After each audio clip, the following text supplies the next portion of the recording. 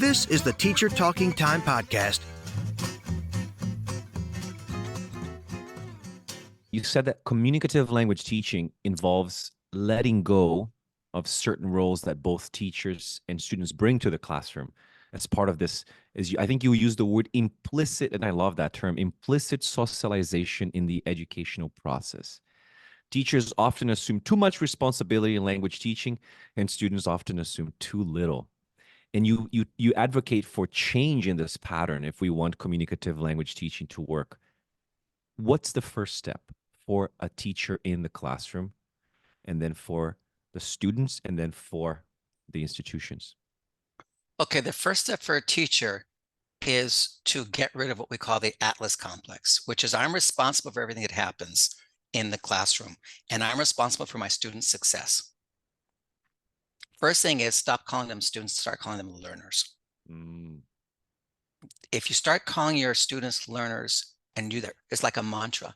They're not students, they're learners. Learners. My learners in my classroom. I have a learner, his name is Bob. I have a learner, his name is Andrew. I have a learner, her name is Jane.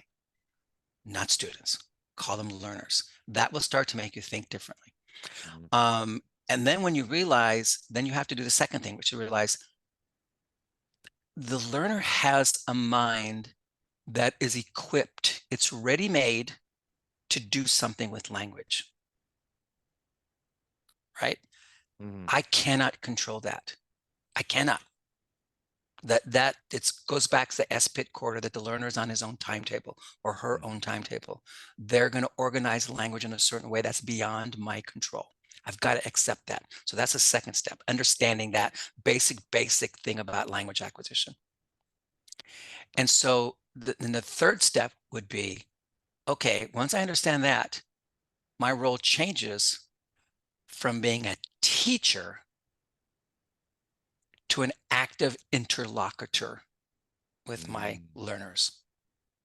So I stop teaching and I start interacting. So the first step, I forgot what the first step was already. The first step was the Atlas complex. Get rid of the Atlas complex. Getting rid of the Atlas complex and thinking you're responsible for everything. Calling them learners? Calling them learners instead of students. Understanding the third thing is understanding that their heads and their minds are going to do something that you have absolutely no control over. Absolutely none.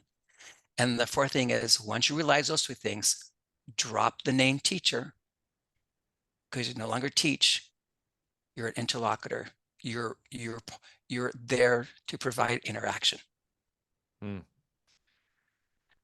A lot of this connects to the concept. I don't know if you're familiar with this, Bill, but Scott Thornbury, who was also on the podcast a while ago, has coined a term called dogme ELT, or teaching unplugged, which he basically calls a pedagogy of bare essentials, where the teacher is not a teacher. He is just, as you said, an interlocutor. He is just an active participant in the classroom discourse.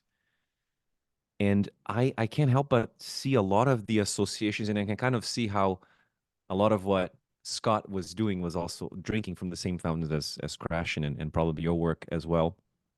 And why is it so hard, though? Why is it? Because I'm going to go back to something that you said at the beginning of the show. It's really hard for teachers because they know certain things, but that knowledge doesn't translate into belief. Right? So a lot of what teachers are doing in the classroom is it's based on what they know, but it's also based on what they believe. And as you said, a lot of them are thinking of strategies. What kinds of techniques can I use within the textbook that I currently use? So is the answer then to real innovation, as you distinguish between real innovation and pseudo innovation in your talk? So is real innovation then getting rid of the textbook? And ultimately, yeah. And this, okay. Now I can tell you my anecdote about one of the last courses I did at Michigan. Oh yeah, Michigan to California. Before I moved back to California, because as you all know, I'm a native Californian. And I was admonished by a certain faculty member, que en paz descanse, as we say in Spanish, may she rest in peace. She died a few years back. But she and I had tremendous mutual respect, but she didn't like me because I had some radical ideas about stuff according to her. She was a big traditionalist, and not in my field at all. And so I always had very, very high student evaluations. I have to call them student evaluation, not learner evaluations, but I had evaluations for my classes. And she remarked at a faculty meeting in front of me, well, you just have those kind of evaluations because you teach largely graduate courses. If you taught more undergraduate courses, your evaluations would go down because they're too hard to teach. These undergraduates don't want to learn anything. I go, really? I go, what's the worst course that you all just can't? They go, we hate that conversation course. I'll teach it. So here's the part. Here's what you're going to like is, so they signed me up to teach the conversation course. And so they were curious. I said, are you going to use the book? I forget what it was called. I won't even say the name. I go, no, why would I use the book? Well, what book are you going to use? I'm not going to use any book. So what's your course going to be based on? I go, I don't know, I'll figure it out. I was very flippant. I already in my mind knew what I was going to do, but I said, I'll figure it out, but I'm not going to use a book. And so I did. I put a whole new course together, and there was somebody else who was assigned. He was a lecturer at the time. And he goes, oh, I don't know what to do with this course. And his background was in literary studies, not in linguistics or language acquisition or anything. And he goes, can I piggyback on what you're doing? It sounds like it's really interesting. I go, sure. And in fact, we're still friends. He just called me the other day to check on me because of the rain. He wanted to make sure I wasn't flooded out. He learned so much about getting rid of a textbook and doing a course from scratch that made sense. So what we did is we took that conversation course, and instead of being a course where you did these speaking practices from a textbook, it became a conversation course. And there was no textbook. And you'd be surprised about what I used as, because it was a third year of Spanish course, what I used as some impetus for content. Okay. You know the movie Pan's Labyrinth? Yeah. Yeah. From What's his name? Guillermo del Toro. Yeah. Guillermo del Toro.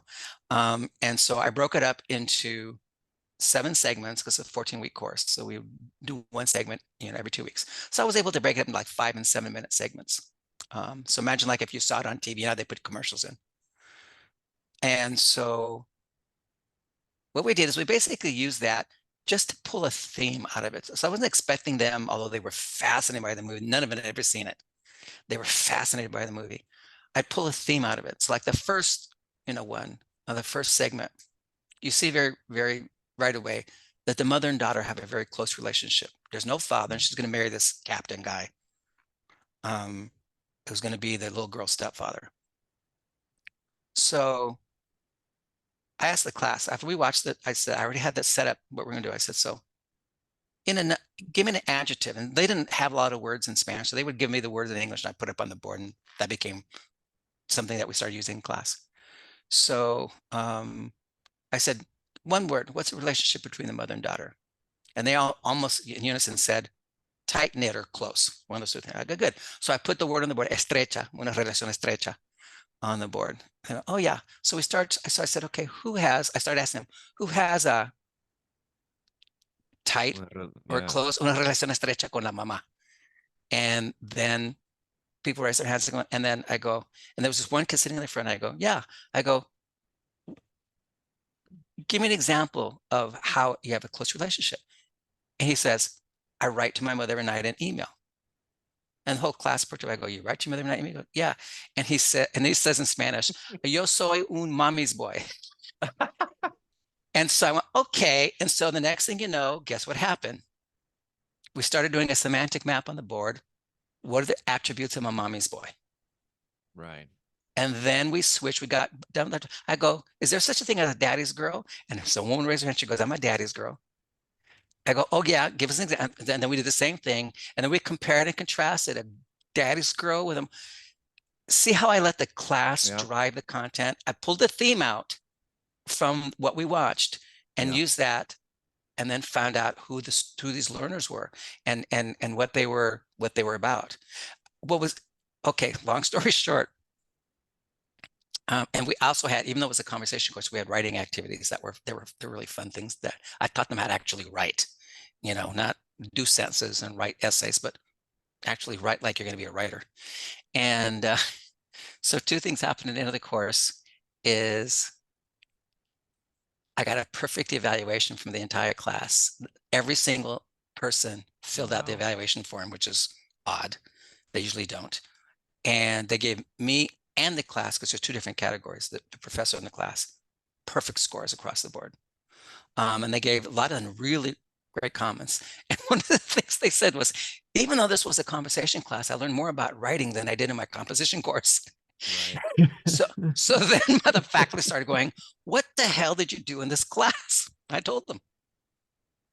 So, but anyway, that's an example of how people freak out. I mean, my colleagues freaked out when, not all of them, it was like 3 or 4 of them freaked out, like, well, you're not going to use a book. What are you going to do?